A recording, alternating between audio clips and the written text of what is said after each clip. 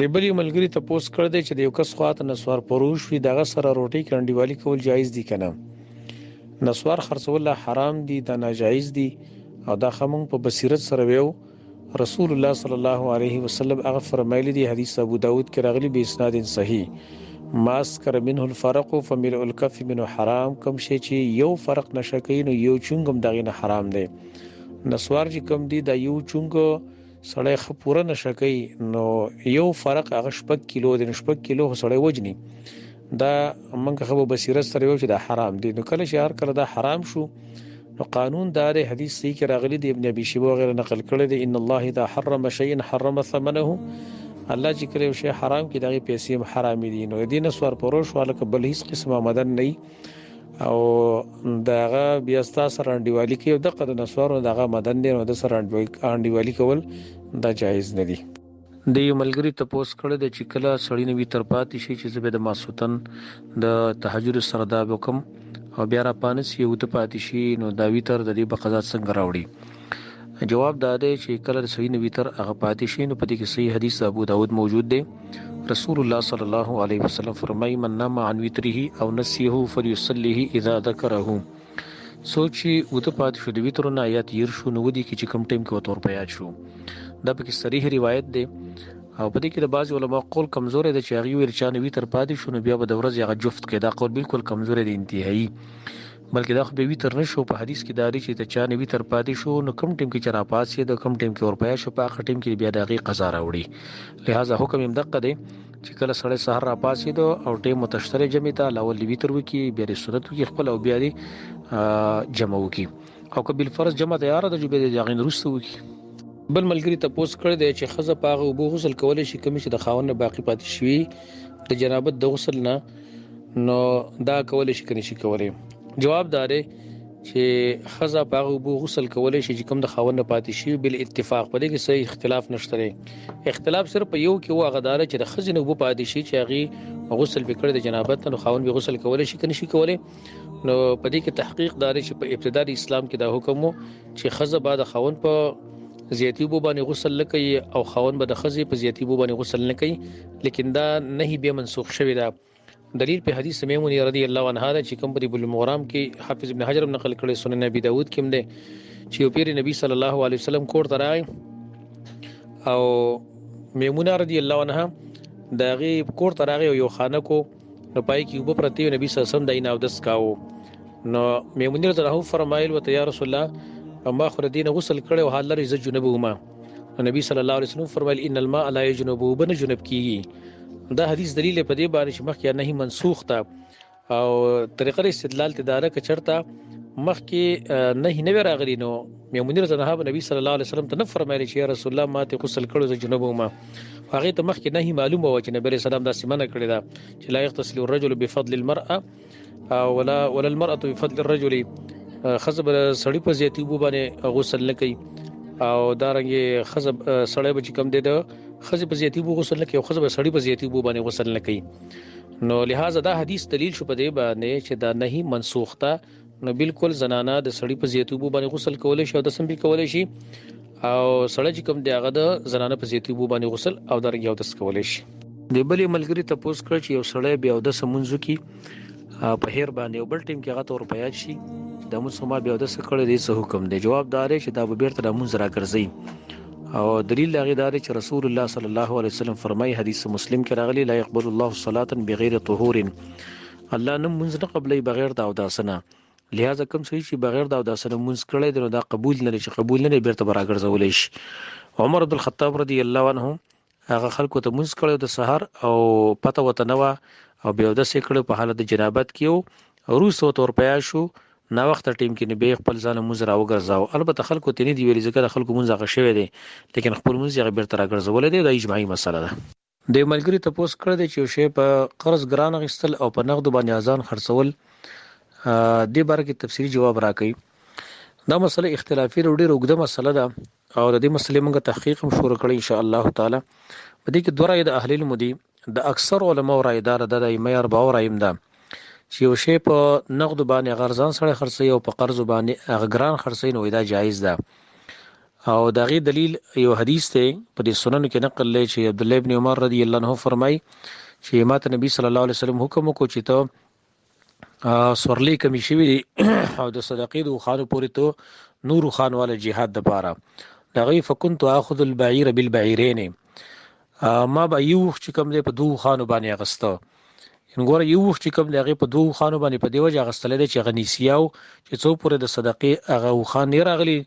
نو هغه پورې به دا قرض وي دا دلیل مضبوط دلیل په دې کې دوه مرای چې کوم د اهل المعقده ده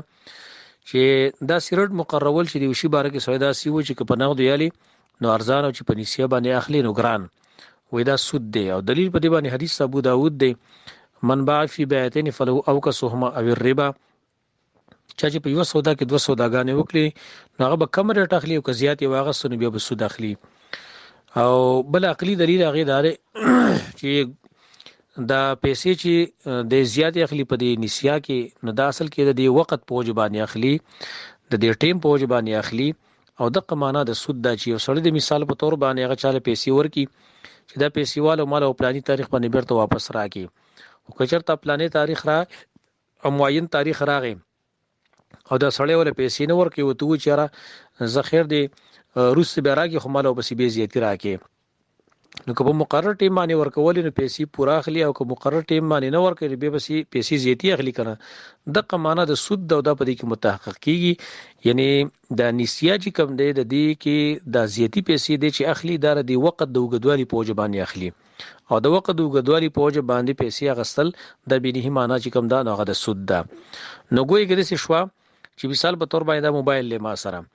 دا ما پتا باندې خرڅ کو نو اوس پتا باندې زما پیسې پاتې شي مثال په تور باندې 15000 روپۍ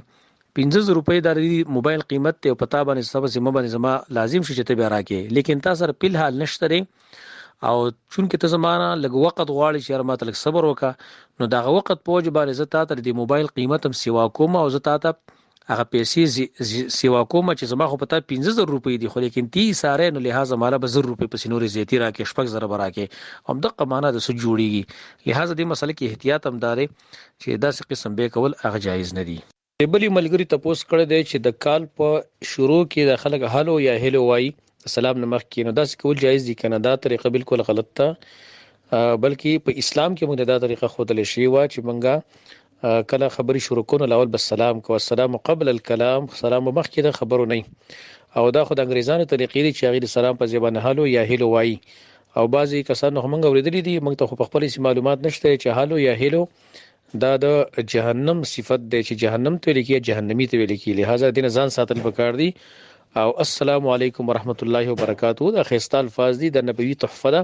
د بل تور کول پکار دي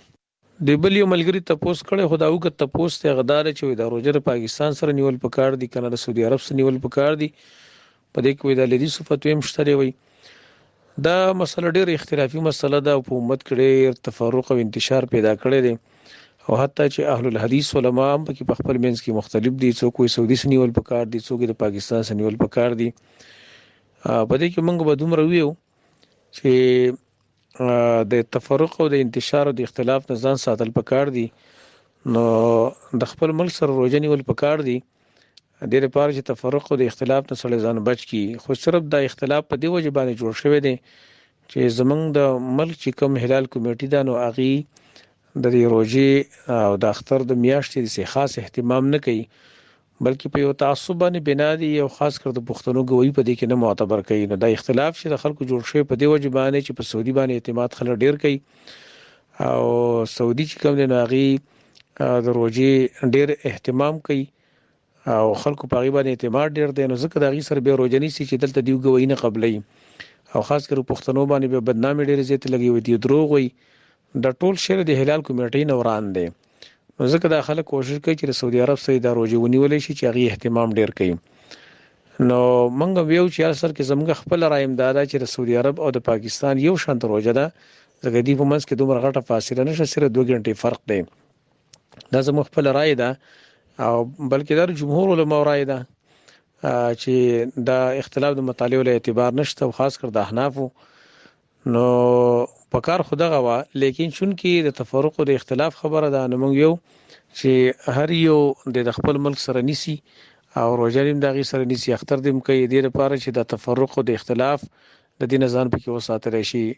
په خپل باندې شیخ البانی رحمه الله دغه را امداو چې د ټول ملکونو یو روزه یو اختر دا پکار دی چې وشي، لیکن هغه بیا تمام المنه کې وای چې د تفرق او د اختلاف د وجه نه ځان ساتل پکار دي او د خپل ملک سره دا روزه نیول پکار دي د لپاره چې تفرق او اختلاف پکې را نشي. خو اصل لا نقصان چې کوم د هلال کمیټي کوي کله دی ته هدایت وکړي چې د خلک ډیر په انتشار کې واقع کړي دي او د خپل تنخواګانو د لپاره دغه روزه د سعودي عرب د خامخه یو ورځ کوم د غیر سنيسي. نو زمونږ دغه مشوره ده، نور والله اعلم. ملګری تاسو کړ چې بجورابو باندې مزه ثابت ده کنه ده؟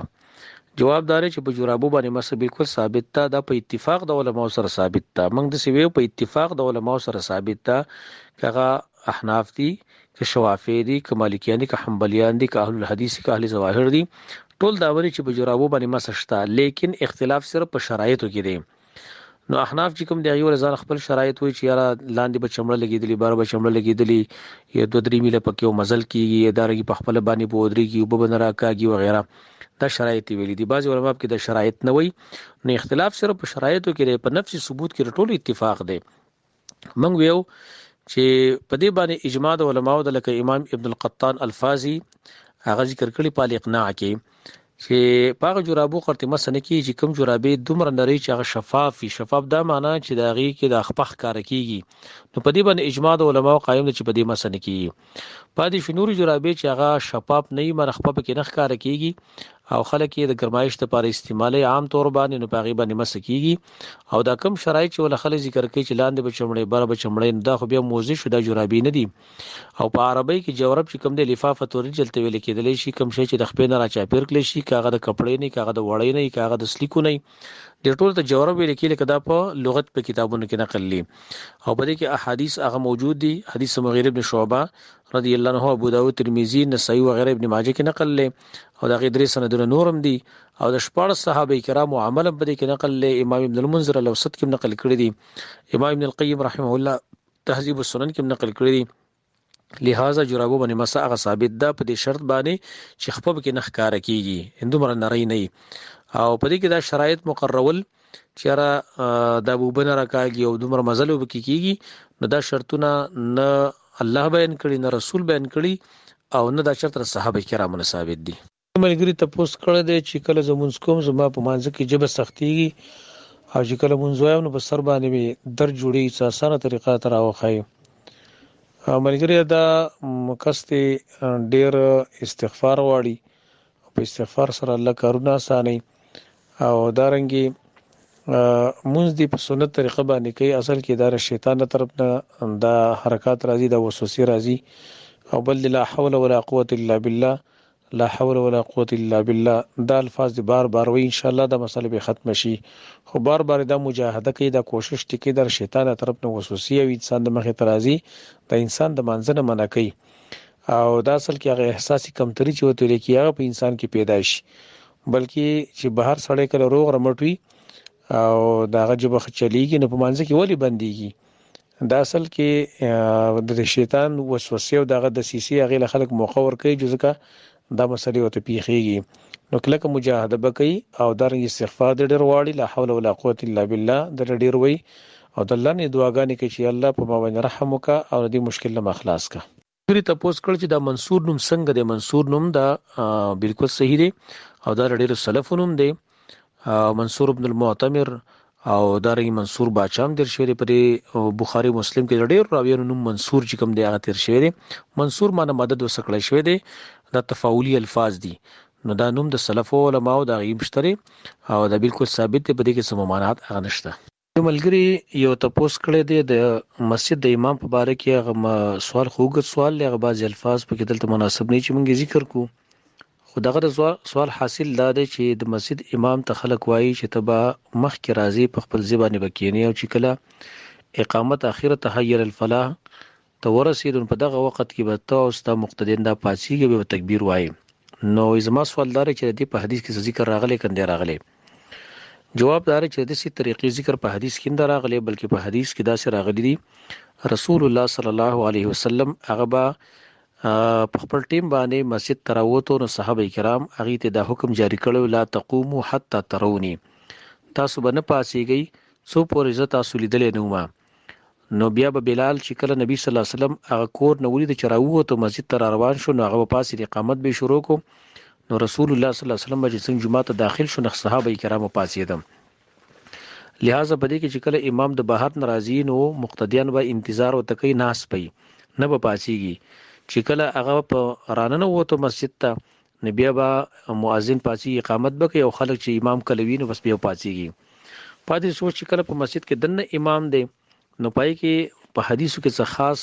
ذکر نه راغلی چې دا په کم ټیم کې پاسيږي، څوک چې قد قامت الصلاه ویل شي پاسيږي، څوک چې نه اقامت شروع شي پاسيږي، بلکې په دې باندې هیڅ قسم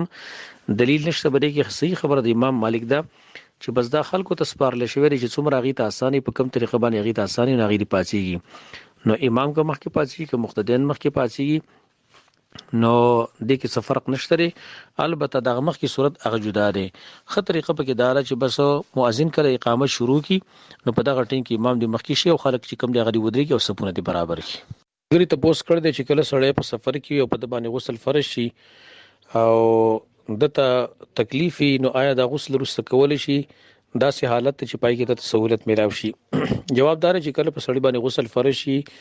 یعنی دته احتلام شي نو په د باندې غسل کول دا لازم دي چې کله د توبه میلاويږي.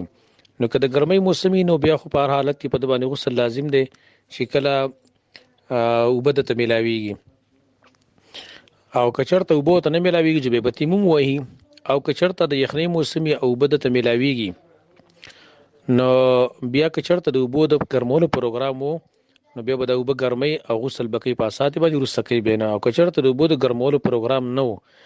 او دته خطر وا چې کچرته په دې خوبو باندې او غسل وکما نو ماته مرز لګي یا زما د مرګ خطر ده، په دغه صورت کې د تیمم والی شي. دلیل په حدیث ته د عمرو بن العاص رضی الله عنه چې امام ابو داود دا متصل نقل کړي په سند سره، امام بخاری معلق نقل کړي دی. هغه دار چې عمرو بن العاص رضی الله عنه په یو قافله کې په یو سری کې نبی صلی الله علیه وسلم امیر مقرر کړ د مجاهدینو، هغه ته جنابت عارض شوی نو هغه چې کله را پاتې نو هغه تیمم واه د جنابت د پاره او نور او د سکو او به ملګرو نبی صلی الله علیه وسلم ته شکایت وکړ چې درې عمل کړي د خلکو له جمع ورکړه. چې کله رسول الله صلی الله علیه وسلم د راوختو او دنه تاسو کول چې دا کار دی ولی کړی دی، هغه ویل یا رسول الله د آیات را پیا شو چې الله فرمایي ولا تلقوا بأيديكم الى التهلكه، تاسو خپل ځانونه هلاکت ته مغورځي په خپل لاسونو باندې. لہذا ماته دا خطر و چې دا څنګه چې زمړ شمانو نبی صلی الله علیه وسلم وخندل چې وته ونه ویلم. خو بعضی خلک د سکی چې هغه سستی کوي خبوته وبم میراویږي هلکه د خلکو نه شرمېږي او غسل نه کی پارټیم کې نه، دا طریقه غلط ته په دین کې شرم نشته. دا به غسل خامخا کوي او تفصیل دغه چې کوم ما بیان کو چې کوبه ته بالکل نه میراویدلې به تیمم کوي یا دا شوبه میراویږي لیکن دا غي د ګرمولو پروګرام نشته بالکل او دارنګي نور سہولت هم نشته نو بیا د تیمم وهلی شي. خو چې کله وبو میلاویږي او یا د وبو د ګرمولو پروګرام شته سقاوي شته نو لہذا غسل بیا نرسته کوي په سات باندې غسل کول هغه پکار دي. د بلی ملګری ته پوس کړل چې مرګ د شهادت په انسان د څنګه نصیب کیږي. جوابدار چې مرګ د شهادت چې انسان ته نصیب کیږي نو هغه خو د جهاد په میدان کې نصیب کیږي. خدا په تقدیر کې لیکل شي وي ګوره چې په تقدیر کې نه لیکل شي نو کسړې هر څومره کوشش دای کې نه میلاویږي وته، لیکن دومره دا موږ د شریعت دا بیا سانتیا مقرر کړی دا چې صحیح حدیث کې راغلی نبی صلی الله علیه وسلم فرمایي من سأل الله الشهادته، چا چې د الله نه سوال کو د شهادت چې الله ماته شهادت نصیب کا او د زړه پر اشتیا باندې دا سوال کو نو بلغه الله منازل الشهداء وان مات على فراشه، الله به د شهدا مرتبه ته ورسي اگر کده په خپل بستر باندې مړ شي. لہذا چې څوک شهادت دغه سوال د الله نه کینو شهادت بوته نصیب کی. بس لند موږ د سیو چې د شهادت د حصول طریقه غدار چې د الله نه سوال شهادت کوا چې الله ماته شهادت نصیب کا ستا په لار کې نو کبیا در الله په تقدیر کې شهادت لیکلو جو حقيقي برته میلاو شي او کنيو در لیکلې نو لہذا مرتبه شهدا مرتبه هم میراويږي. نیبلی ملګری ته پوس کړ دې چې په ویتر کې کم قنوت ول افضل او که څوک پکې قنوت نه وای نو ویتر کې کنه کیږي. په دې سوال کې دوه سوال دي، یو دار چې پویتر کې کم قنوت ول افضل دي نو بهتره قنوت هغه په حدیث د حسن ابن علي رضی الله عنه کې راغلي چې کوم مسند احمد وغیرہ نقل کړی دی ترمذی کې مشتري چې هغه ته نبی صلی الله علیه وسلم دا دعا خودلو چې په قنوت کې وایا اللهم اهدني فيمن هديت وعافني فيمن عافيت وتولني فيمن توليت. دا دعا ثابت ده په صحیح حدیث کې. اکثر خلک هغه بل دعا وایي، حال لري چې هغه په دغه الفاظ باندې سم ثابت هم نه او هغه په قنوت ویتر کې نه بل قنوت نازله کې هغه ثابت ده. صحیح دعا چې کوم ده هغه ده. بل خبره هغه ده چې په ویتر کې قنوت پاتې شي نو د دین بغیر ویتر کې کني کې جواب دار چې تحقیق هغه د حدیثونو چې کوم معلومیږي چې په ویترو کې دا قنوت ویل دا لازمي نه دا فرض واجب نه دي بلکې دا مستحب دي. او رسول الله صلی الله علیه وسلم چې دا دعا خودلې و د قنوت دا نو دای صرف حسن ابن علی ته خودلې بل چاته نه خودلې. او بل دار چې بای صحابه کرام بدانل وسلا لکه د عبد الله ابن عمر رضی الله عنه بارک راضي چې هغه به د قنوت په ویترو کې نل وسلا مسند ابن ابي شيبه کې به اسناد صحیح روایت نقل لې چې هغه قنوت اکثر په دې ویترو کې هغه پرې خودل دا دلیل استحباب دی. او د دې په وجوب باندې قسم دلیل نشته دی وجنه په احناف کې مشهور امام ابن الحمام فتح القدیر کې هغه ویلي دی والقول بوجوبه ضعيف. د دې قنوت په وجوب باندې قول کول لا کمزور قول دی، لہذا کده چانه قنوت پاتې شو نو په دې باندې سید سهوا نه لازمیږي او دارنګ وی طریقېږي. البته بهتر دار چې قنوت پکې ویل شي. ملګری تاسو کړه دې چې د چانه میسواک ورکشي وي او تی بیا مونږ دغه استعمال جایز دی کنه جایز؟ جواب دار چې بالکل هغه استعمال جایز دی ځکه چې کله سوی نه پیسې ورکې شي روپۍ ته ورکې شي نو هغه د اعلان وروسته سره استعمالول شي ځان لا. نو میسواک خود سي شعر چې د پسې سره دونه ګرځیم نه نو د دې اعلان تم څه ضرورت نشته او شریعت کې دا قانون دی چې داسې یو شی ځکه نورشي چې پای پسې څوک ګرځي نه او د خاص اهتمام ولا نه ور کوي هغه سره ځان استعمالول شي. لکه رسول الله صلی الله علیه وسلم هغه فرمایل چې کله کله زه په لار روانم یو کجوره به مونږه نو زه اراده وکم چې وی خورما خو لیکن به ریګم کې دې شي دا چتر زکات یا صدقې کجوري نو پرې دمه. دا حدیث دلیل په دې باندې چې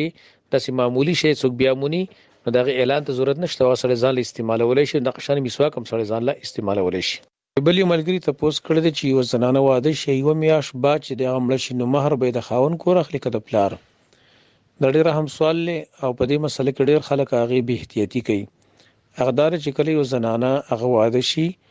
او هغه وفات شي نو دغه چې کوم مہر پاتې شو د میراث دی نو دغه د میراث حکم در قرآن کریم کې الله رب العالمین هغه ذکر کړی دی ولکم نصف ما ترک ازواجکم ان لم یکن لهن ولد. ستاسو د پاره نیم مہر دی دغه مال نه چې کوم پر خودلې ساسو بیبيانو کچرته دغه اولاد نو او کچرته دغه اولادو نو بیا د خاوند لپاره څلورمه حصہ ده. حاصل لغی دار چې کله یو زنانه وفات شي او دغه کم مال پاتې شو کغه مہر دی کغه د نور دغه سرمایه ده د میراث دی نو کله دې زنانه بچیو نو بیا بر دې خاوند په کې څلورمه حصہ رسی یو کچرته دې زنانه بچی نو نو بیا د مہر باندې مول شي نیم به د خاوند اخلي او باقی نیم مہر چې د بر زنانه مور او پلار اخلي.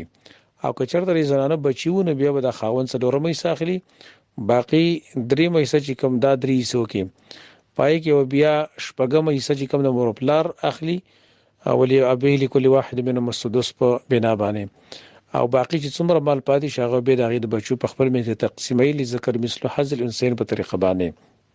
لہذا دا خبره غلطه ده چې کله یو زنانه وفات شي نو د غي مہر یا د خاون کور اخلي ځاله به بل واده کې دا خاون یا یې د مور پلار هغه واخلینا. تفصیل هم دقه دی چې کوم تاسو بیان کړ. بل یو ملګری ته پوس کړ دی چې یو سړی دغه د خپل خزي شودو د تیر شي نو د اسلام د نظر د څنګه حکم دی؟ جواب دار چې یو سړی هغه د خپل بیبي د غي شودي تیر شي په دې باندې قسم څه نشته دغه وجه دا چې اصل کې رضاعت چې ثابتېږي یو معشوم یو الک دا چې د وی زنانه زوی کیږي چې دغه شودو وروي نو دا په 2 کالو کې دنه چې کله 2 کال دغه عمر وي د معشومو 2 کالو نه کم وي نو دا بیا دغه زوی کیږي چې 2 کالو نه سیوا شو نو لہذا بیا دا معشوم کده وی زنانه شوده استعمال کې دغه زوی کیږي نو اوس دلیل په دې باندې سره دلیل په دې باندې قران کریم یو آیات ته الله فرمای والوالدات یرضعن اولادهن حولین کاملین. مېندې چې کوي د خپل بچو ته 2 کال ته ور کوي او روس ویج کړي لمن اراد ایتم الرضاعه دا چا د پاره چې هغه اراده لري د پوره کولو د رضاعت معلومه دا شو چې پوره کول د رضاعت او مدد رضاعت چې دا پوره کی په 2 کالو باندې پوره کی. درنګ پدې کې احادیث موجود دي خ کثیر تعداد باندې دار قطنی وغیرہ کې نقل رسول الله صلی الله علیه وسلم فرمایلی لا رضاع بعد الحولین د 2 کالو نورس رضاعت ثابتېږي نه او هغه جدا مسله د بل چې رضاعت د کبیر په اشد ضرورت په ټیم کې ثابتېږي هغه جدا مسله. لیکن تحقیق دا ده چې یو الک هغه د 2 کالو نه سیوا شو 2.5 کال 3 کال 4 کال دغه شان نوربره د چې عمر ورسېدو نو کدا دی زنانه شو د استعمال کې دا د غیزوي کیږي نه لہذا د خزي شو د کسړې هغه تیر شي دغه نو اس په نشتره او بالکل خزه دا دای مور کیږي نه. د بل ملګری ته پوس کړ چې یو سړی یو مونږ بیا د سو کی په هیر باندې او بل ټیم کې او تور پیات شي نو دا بوس کوي. جواب دار چې دا به بیرته مونږ را ګرځي چې کله سړی مونږ کی په هیر باندې په بیاودسه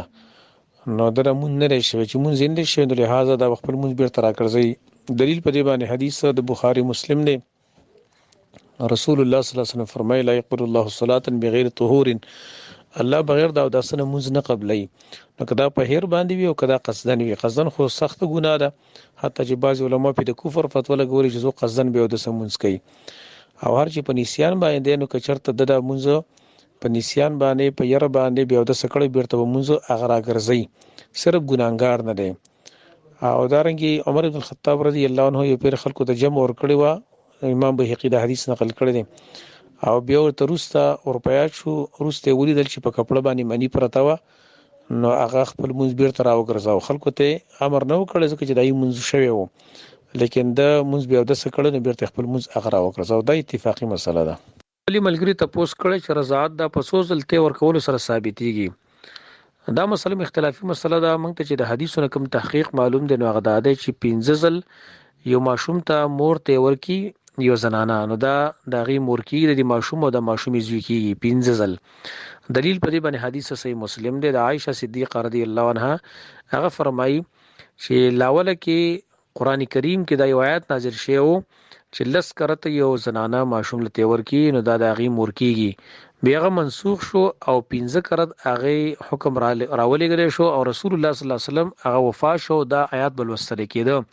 مانه دومره د اخیره وخت پورې داغه اغه الفاظ باقی پاتې نو لفظ منسوخ ته لیکن حکم داغه باقی پاتې دی. دویم دلیل چې کوم د حدیث د سالم مولا د حذافه دی چې هغه مصنف د عبدالرزاق وغیرہ کې نقل لې چې سالم چې کومونو اغه ته داغه هغه مور ته رضای مور ته نبی صلی الله علیه وسلم فرمایلی چې ارجعيه 5 رضعات دته ته 15 ځلته ورکا. اوس دا 15 ځلته ورکول کم مراد دي 15 اوقات مراد دي کنه 15 ځل خلی سل مراد دي په دې کې ظاهر قول هغه د عالم علميږي چې ماشوم کړه د مور سره په غي کې پروت وي او هغه ول سینه ور کوي نو د ماشوم کړه د سینه وروي نو بیا هغه سای بند شي او داري مور شانت شي نو بیا د خلو باسي بیا لک ساتي بیا خل داخل کی نو کله کله بداسي چې یو ماشوم د مور په غي کې وي نو هغه به یو ځل صرف سینه وروي کله کله بداسي چې 2 ځل وي کله کله به 3 ځلي دغه کرات او دغه مرتونه دغه مراد دي دغه عادت مراد دي او دانه چې په جدا جدا اوقاتو کې بخامخه جدا اوقات پکې ذکر نشته بلکې کله به یو ماشوم د مور په غي کې هغه 2 ځل لغې سینه داخل کې د 2 کرچ کله به 3 ځلي به بل مجلس کې به یو ځلي بل مجلس کې به یو ځلي دغه شان 15 ځل چې پوره شین په دې باندې بیا د زنانه د ماشوم مورکی او د ماشومې چې کم د غزوي کی ملګری ته پوس کړ دی چې یو سړی د فرض مون نه پس ډاری کور تراشي او اسکا تهیر وی نو په کور کې اسکار کولای شي کني شي کولای. جواب دار چې بالکل کور کې کولای شي د اسکار چې کله د فرض او دارنګ د اسکار مینس کې بل یو مونږ نه کړي نو بالکل هغه روسته کولای شي ځکه د فرض مانځ د روسته دي او د دینه د اصل کې معلومیږي د حدیث نه چې رسول الله صلی الله علیه وسلم یو پیر منځ کو او چې څنګه سلام وکړ نو ډایرک پاسه د کور تلاړو او بیا بیرته راغی صحابه کرامو ته ویل چې تاسو خپکه مو د حدیث بخاری کې راغلی دي کتاب الصلات کې صحابه کرامو ته ویل تاسو پریشان کیږئ مو خو ما چې مونږ کاوه ماته مانځي کې را پیا شو چې زما په کور کې د سرو یو ګوتمه پرته ده نو مازر هغه خرج کړه چې د شپې دراتلو مخکې هغه خرج کما ګور دي حدیث معلومه چې رسول الله صلی الله علیه وسلم هغه د فرض مانځنه فورا رسول تل کوړه او کې د شیرو سه به اسکار کړی چې اسکار باغ کول نو دام دلیل په دې باندې چې سړی د فرض مون وروسته کور کې هم اسکار کول شي ان شاء الله. بل ملګری ته پوس کړی چې یو کس خپل خزه 2 کال سر کړ پریخي وي او د لوريانې د سره ور سره وي دا کس بل واده وکي اوس 2 کال پس دا غواړي چې د خپل خزه بیرته کور ته راولي نوې نکاح به تړي او کړم. دې سوال جواب مخکې مونږ کړی مو کې د شملګری نه اورېدلې هغه دا چې کچرته د سړی د خپل خزه د پلار کړل لیکلی و او طلاق ول ورکړی وو نو بیا خو عدت ختم شوه دی او دا خزه جدا شوه ده نو بیرته باندې نکاح تړي کچرته طلاق رجعي ول ورکړي یعنی یو یا 2 طلاق او که طلاق نه ورکړي اسی د پلار کړل لیکلی و اول تناسته و نو بیا دې بیرته